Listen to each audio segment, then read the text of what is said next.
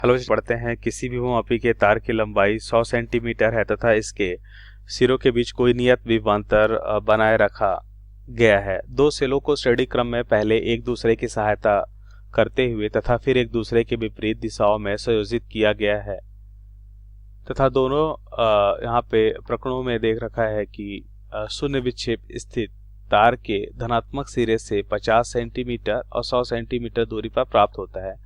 तो दोनों सेलों के ईएमएफ का अनुपात हमें यहाँ पे बताना है क्या होगा। विकल्प हमें दे रखा है ए, बी, सी और डी। बताना इनमें से कौन सा विकल्प सही है। अब इस प्रश्न को समझने के लिए सबसे पहले हम प्रश्न की मुख्य अवधारणा को समझ लेते हैं। तो सबसे पहले हम देखेंगे यहाँ पे मुख्य अवधारणा। और मुख्य अवधारणा में हम देखते हैं कि विभवमापी द्वारा हम यहाँ पे विभवमापी का चित्र देखेंगे और उसके द्वारा हम किसी सेल का विद्युत वाहक बल का मापन कैसे करते हैं इसको देखेंगे विभवमापी। तो ध्यान से देखिए, अगर हम यहाँ पे एक बैटरी लेते हैं, मान लेते हैं जिसका विद्युत वाहक बल E है और इसके साथ हम एक AB लंबाई का क्या लगाते हैं, तार लगाते हैं। इस AB लंबाई या AB तार की लंबाई L है मान लेते हैं और इसके साथ जिस सेल का हमें विद्युत वाहक बल का मापन करना है उसके साथ एक क्या लगाते हैं, एक हम बैटरी लगा देते हैं और मान लेते हैं इनका आंतरिक प्रतिरोध क्या है, 0 है। तो अब इसके साथ मान लेते हैं जिसका विद्युत वाहक बल का मापन करना है वो है E। इसके साथ एक धारा मापी लगाते हैं और यहाँ पे लगा होता है एक जॉकी। तो ये हो जाएगा चित्र। अब मान लेते हैं यहाँ पे A और B के मध्य विभव कितना है, तो A और B के मध्य विभव मान लेते हैं यहाँ पे कितना होगा, E0 होगा। कितना हो जाएगा, E0 होगा,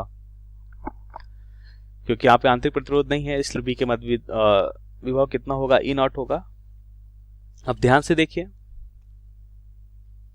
हम यहाँ पे विभव प्रवणता को समझ लेते हैं। विभव प्रवणता होता है एकांक लंबाई का विभव, मतलब अगर लंबाई L है और विभव प्रवणता यहाँ पे हम मानते हैं E0 है तो एकांक लंबाई का विभव हो जाएगा, ये विभव प्रवणता कहलाता है। और अब देखिए यहाँ पे जब इसे धारा का प्रवाह होता है तो हम देखते हैं कि एक ऐसी स्थिति मिलती है, जॉकी को हम क्या करते हैं, यहाँ पे जॉकी होता है, जब इस तार AB में हम अलग अलग बिंदु पे रखते हैं तो एक बिंदु ऐसा हमें प्राप्त होता है जहाँ पे धारा वहाँ पे विक्षेप शून्य होता है। वह क्या संतुलन की स्थिति कहलाती है। और संतुलन की स्थिति में हम देखते हैं कि कितनी लंबाई हमें मिल रही होती है, मान लेते हैं L1 लंबाई मिलती है। अब इस स्थिति में ध्यान से देखिए, तो क्या हम यहाँ पे लिख सकते हैं कि इस संतुलन की स्थिति हमें कब मिली होगी, जब हम देखेंगे कि जो विभव A और C का हमें मिल रहा है, A और C बिंदु के बीच का विभव जो मिल रहा है वही विभव यहाँ पे होगा। तभी हम कह सकते हैं समान विभव पे हमें क्या मिलेगा, इसमें विक्षेप शून्य मिलेगा। और इस तरह से हम लिख सकते हैं कि विभव E जो है ये बराबर हो जाएगा A और C के बीच का विभव। A और C के बीच का विभव क्या हो जाएगा, अब ध्यान से देखिए, तो तार के एकांक लंबाई का विभव हमें पता है, विभव प्रवणता है तो लंबाई L1 लेते हैं, तो ये हो जाएगा विभव प्रवणता। इस तरह से हम सेल का विद्युत वाहक बल का मापन कर लेते हैं। अब हम उत्तर को समझते हैं। तो ध्यान से देखिए, हमें क्या दे रखा है, इस प्रश्न में दे रखा है कि तार की लंबाई दे रखी है, इसके साथ ही दे रखा है कि दो सलियों को श्रेणी क्रम में लगाया गया है। अब पहली स्थिति में दे रखा है कि एक दूसरे की सहायता करते हुए और दूसरे स्थिति में विपरीत दिशा में संयोजित करते हैं। तो जो पहली स्थिति में 50 और दूसरी स्थिति में 10 सेंटीमीटर की दूरी हमें प्राप्त होती है। तो अब ध्यान से देखिए, इस चित्र को पहले यहाँ पे हम बनाते हैं और इस चित्र में हम दर्शा के इसे समझते हैं। तो मान लेते हैं एक सेल है जिसका विद्युत वाहक बल E है और ये एक विभवमापी का तार है, पहली स्थिति के लिए हम बना रहे हैं। और जिस सेल का विद्युत वाहक बल का मापन कर रहा हूँ यहाँ पे लगाते हैं और इसके साथ एक धारा माप, अच्छा यहाँ पे दो सेल लगाते हैं एक सहायता करते हुए, मतलब यहाँ पे दो समान सेल लगा, हमने ये धारा मापी लगाया और ये जॉकी लगाया। तो पहली स्थिति मान लेते हैं L1 और इसकी लंबाई हमें दे रखी है, कितना दे रखा है, 50 सेंटीमीटर। दूसरी स्थिति को भी यहाँ पे चित्र में दर्शा लेते हैं। तो दूसरी स्थिति के लिए हम यहाँ पे देखेंगे कि क्या हो जाएगा, ये हो जाएगा हमारा E0, ये हो जाएगा हमारा AB लंबाई का तार हो जाएगा और यहाँ पे अब विपरीत दिशा में हम सेल लगाते हैं। तो ये विपरीत दिशा में हमने एक सेल लगाया और इस समय हम जो लंबाई हमें मिल रही है, संतुलन लंबाई, वो क्या मिल रही है, L2 कितना होगा यहाँ पे 10 सेंटीमीटर, ऐसा प्रश्न में दे रखा है, ध्यान से देखिए 10 सेंटीमीटर। अब जैसा कि मुख्य अवधारणा में हमने देखा कि हम संतुलन की स्थिति में हम क्या लिख सकते हैं। अब देखिए श्रेणी क्रम सॉल्यूशन है, तो यहाँ पे हम लिख सकते हैं इनका विद्युत भागफल E1 और E2 मान लेते हैं। क्या मानते हैं? E1 और E2 है, ये भी E1 और E2 है। तो अब ध्यान से देखिए, अब श्रेणी क्रम सॉल्यूशन में पता है सेल क्या हो जाएगा, सेल का कुल विद्युत भागफल जुड़ जाएगा, क्योंकि समान प्लस और माइनस सहयोग करते हुए लगाया हमने, प्लस और माइनस मतलब ये सहयोग करते हुए लगाए, इस कारण से ये दोनों जुड़ जाएंगे। अब कुल विद्युत भागफल हमें पता है, इस सेल का हम यहाँ पे देखते हैं विभव प्रवणता मान लेते हैं, कितना है विभव प्रवणता, माना विभव AB तार का विभव प्रवणता, माना विभव,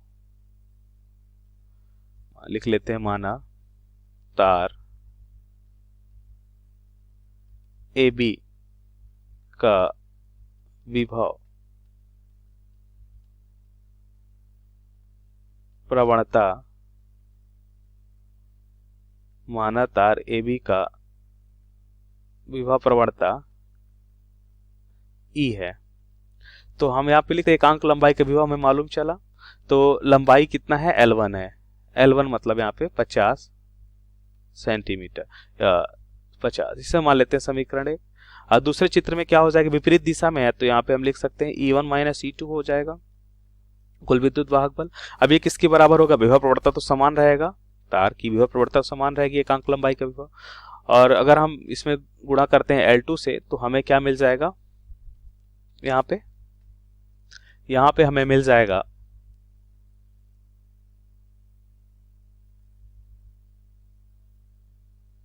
A, और यहाँ पे मान लेते हैं ये भी A और B बिंदु है, यहाँ पे C डैश और इसे मान लेते हैं C, तो A और C डैश के बीच का विभव में मिल जाएगा। अब ध्यान से देखिए, अगर समीकरण 1 और 2 को अगर हम भाग करते हैं तो हमें क्या मिलेगा, तो 1 और 2 को अगर हम भाग करते हैं तो हमें मिलेगा E1 प्लस E2 बराबर हो जाएगा E1 माइनस E2, ये बराबर हो जाएगा 50E बटा 10E।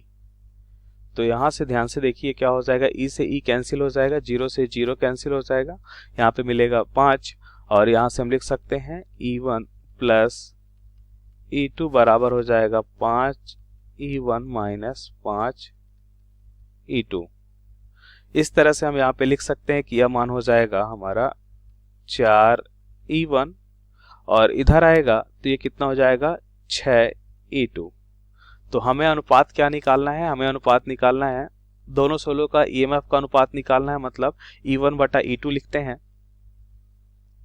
तो E1 बटा E2 हमें क्या मिलेगा, E1 बटा E2 हमें मिलेगा 6 बटा 4। तो इसका मान कितना हो जाएगा, 2 से भाग करने पे 3, 2, इसी को हम ऐसे भी लिख सकते हैं 3 E1 अनुपात E2 बराबर 3:2। तो ये हमारे प्रश्न का यहाँ पे उत्तर होगा, और दिए गए विकल्प डी हो जाएगा। तो आशा करते हैं आपको समझ आया होगा। धन्यवाद।